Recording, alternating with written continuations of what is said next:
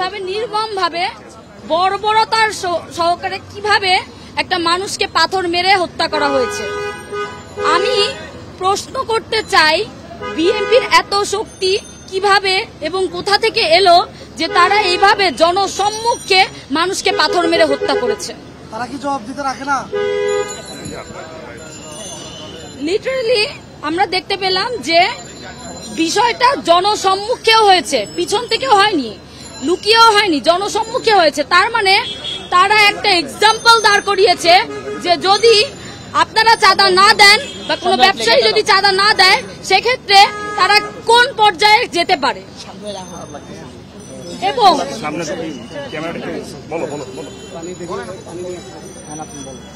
পরবর্তীতে আমরা দেখতে পেয়েছি কোন পর্যায়ে যেতে পারে, এটা আমরা দেখেছি।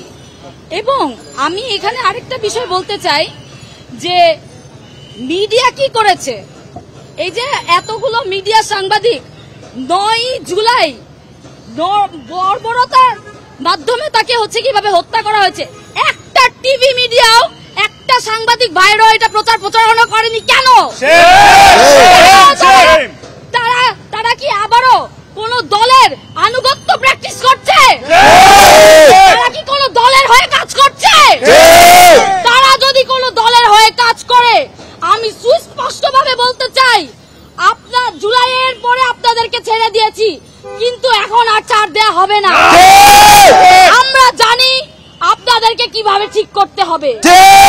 আমাদেরকে বাধ্য করবেন না যেন আপনাদের সংস্কারেও যেন আমরা আপনাদের সংস্কারের জন্য আমাদেরকে নামতে বাধ্য করবেন না। আরেকটা কথা বলতে চাই, ডক্টর ইউনূস একজন নোবেল বিজয়ী হয়ে প্রধান উপদেষ্টা হয়ে এখানে বসে আছে, কিন্তু 1 বছরে সে ল অ্যান্ড অর্ডার পর্যন্ত ঠিক করতে পারেনি। সে ব্যর্থ, সে সম্পূর্ণরূপে ব্যর্থ।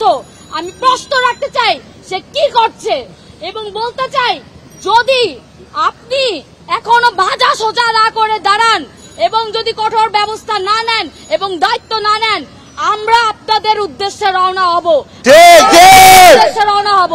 1 বছরে কি করেছেন সেটার জবাব আপনাদের দিতেই হবে। 24 জুলাই গণঅভ্যুত্থানকে ধারণ করি এবং নতুন ভাবে বাংলাদেশ গড়ার লক্ষ্যে কাজ করেছি।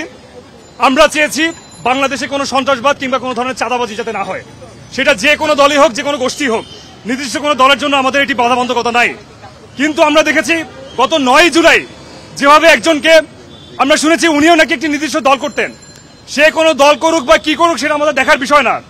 আমরা চাই সবার নিরাপত্তা। যে জন্য 24 জুলাই গণঅভ্যুত্থান ঘটেছিল সেটি যদি ব্যর্থ হয়, সে আওয়ামী লীগ হোক না বিএনপি হোক, সেটা আমার দেখার দরকার নাই। আমরা সেটা যদি ইন্টারিমের কেউ হয়ে থাকে, আমরা সাধারণ শিক্ষার্থী রাজপথে নেমে আসবো। আজকে আমরা এখানে সমবেত হয়েছি দল মত নির্বিশেষে, কেউ কোনো রাজনৈতিক দল কে কি করেছে সেটা আমাদের লক্ষ্য নয়। আমরা এখানে সাধারণ শিক্ষার্থীদের পরিচয় সবাই একত্রিত হয়েছি। আমরা জানান দিতে চাই, এই ধরনের ঘটনা ঘটে থাকলে, ভবিষ্যতে যদি আরো ঘটে থাকে, সুষ্ঠু বিচার যদি নিশ্চিত না করতে পারেন, ইন্টারিমকে কিভাবে জবাবদিহিতা করতে হয় সেটা আমরা দেখিয়ে দিব।